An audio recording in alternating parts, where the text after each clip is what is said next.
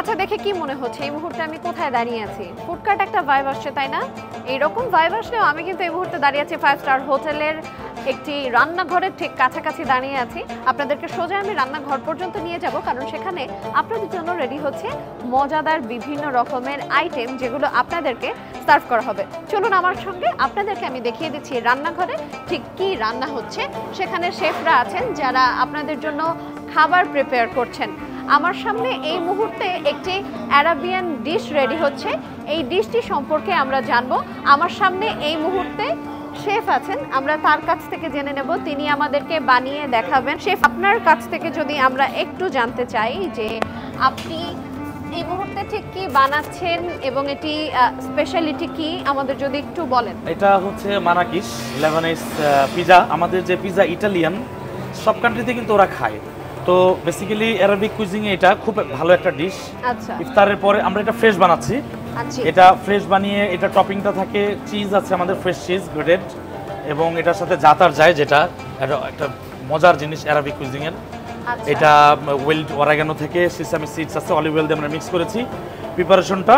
তো এটা same like pizza কিন্তু ক্রিস্পি অন টপ, থিন।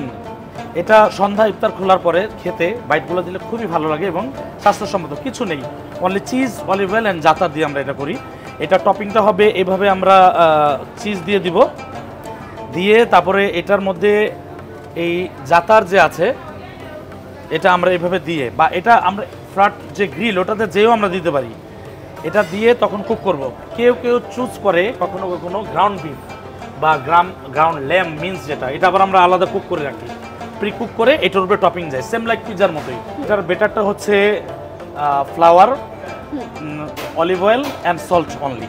আচ্ছা, আপনারা যেটা দেখতে পাচ্ছেন, হ্যাঁ, ডোটা আমরা তারপরে বানিয়ে 4 ঘন্টা বা 3 ঘন্টা রেখে এটা জাস্ট প্রুফিং এর জন্য, যখন সফটেন হয়ে আসে তখন পোর্শনাইজ আমরা এটাকে করে এই যেভাবে তৈরি করি, প্র্যাকটিক্যালি তৈরি করে পিৎজার মতো দেখতে, সেম লাইক। হ্যাঁ, গ্রিলে বসিয়ে দেব। পিৎজার যেমন যে ক্রাস্ট সেটা একটু মোটা হয়, সেই ক্রাস্টটাই সফটেন ডো, কিন্তু এটা হচ্ছে আরো একটু পাতলা। এখন সেটাকে কিভাবে তারা প্রিপেয়ার করছেন কাস্টমারের প্লেটে দেওয়ার জন্য, আমরা আপনাদেরকে সেটি দেখিয়ে দিচ্ছি।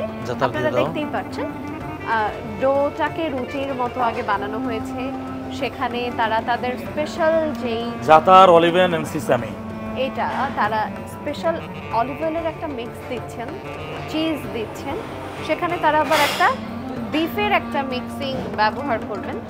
এই বিফটা আপনারা কি দিয়ে রেডি করেছেন শেফ, যদি জানতে চাই? বিফটা অনলি প্লেন গ্রাউন্ড বিফ। এটার মধ্যে আমরা অলিভ অয়েল, সল্ট দিয়ে মাখিয়ে তারপরে প্যানের মধ্যে একটু just light olive oil and garlic toast করে ওটার মধ্যে গ্রাউন্ড বিফটা টোস্ট করে আমরা জাস্ট নিয়ে চলে এসেছি এতটুকুই। তখন আমরা এটার উপরে এভাবে যখন প্রিপারেশনটা বসিয়ে দিলাম তখন এই যে just.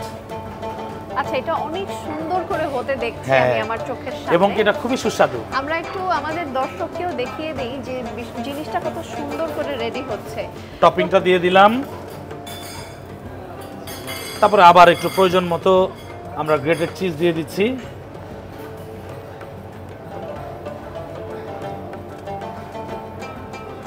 All type of age, সব ধরনের বয়সের মানুষ পছন্দ করে। এটা খুবই সুস্বাদু এবং স্বাস্থ্যসম্মত, কোনো প্রকারের স্ট্রং স্পাইসি নেই, very mild but nice and crispy. নাম আমি যদি আরেকবার জানতে চাই? এটা হচ্ছে মানাকিস। মানাকিস চিজ জাতার দিয়ে এই মানাকিসটা combination, soft and dough, one top is crispy and crunchy. দর্শক, আপনারা দেখতেই পাচ্ছেন আমাদের চোখের সামনে এই মুহূর্তে একটা অ্যারাবিয়ান আইটেম তৈরি হচ্ছে, যেটার নাম হলো মানাকিস, যেটা পিৎজার মতো দেখতে বাট পিৎজা না।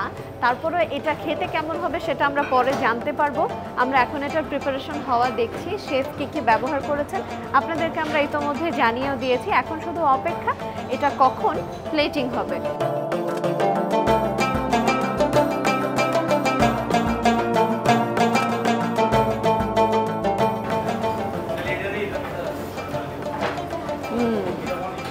তৈরি হয়ে গেছে একেবারে গরম গরম অ্যারাবিক পিৎজা, যেটার নাম হচ্ছে মানাকিস। আমি অনেক সুন্দর একটা স্মেল পাচ্ছি। যদি আপনারা ইফতার করতে আসেন, আপনারা এই ডিশটা অবশ্যই ট্রাই করে দেখবেন, যেটা আমিও একটু পরে ট্রাই করব রোজা ভাঙার পরে।